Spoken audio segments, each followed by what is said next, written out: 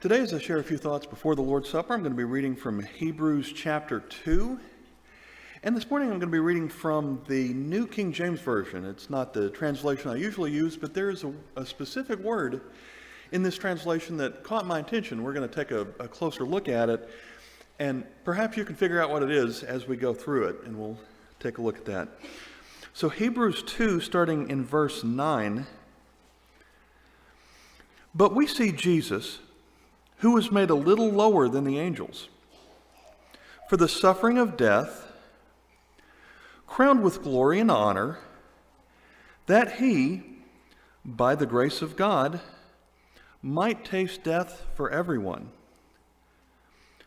For it was fitting for him, for whom are all things, and by whom are all things, in bringing many sons to glory, to make the captain of their salvation perfect through sufferings. And the word that caught my attention in this translation was captain of their salvation. When I think of a captain, I think of a couple of different things. I think of a Navy captain. That's the leader who's actually on the boat, leading the boat. Or with the sports analogy, the captain is the player actually on the field leading the team. And in this case, as we see Jesus being made a little lower than the angels, he left heaven. He came to this earth to fight the devil here. He could have stayed in heaven where things would have been easier for him, but he actually faced temptations here. And he confronted the devil and won. So when I look at that, the word captain, I'm curious how it appears in other translations. I looked up a few others. For instance, in our Pew Bible, it would show up as originator with a footnote for leader. In the older American Standard, it was author, but also had captain as a footnote. In the English Standard Version, it shows the founder. The Revised Standard or New Revised Standard has pioneer, and the Amplified Version has pretty much all these and adds on champion. So we get a picture here of someone that was leading by example. He doesn't ask us to do anything that he hasn't done himself.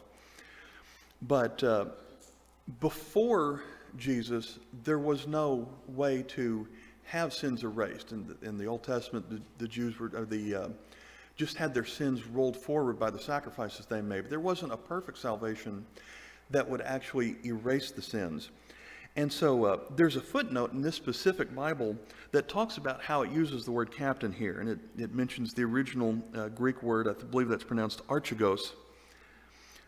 The Greek word for captain means pioneer, or leader, or pathfinder. It literally means the first one to lead the way, from archa, the first, and ago, to lead. To express this idea of leadership, the word is translated in Acts 3:15 or Acts 5:31 as the prince, and in Hebrews 12:2 as the author.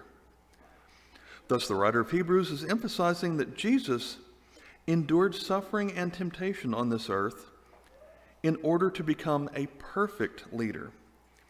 He is not only sinless, but also can sympathize with our difficulties in following his perfect way, the way that leads to glory. I'm going to read a little bit more from Hebrews chapter 2, starting in verse 14. Through death, he might destroy him who had the power of death, that is the devil, and release those who, through fear of death, were all their lifetime subject to bondage. For indeed, he does not give aid to angels, but he does give aid to the seed of Abraham, and that would be us. Therefore, in all things, he had to be made like his brethren, that he might be merciful and faithful high priest in things pertaining to God, to make propitiation for the sins of the people. For in that he himself has suffered, being tempted, he is able to aid those who are tempted.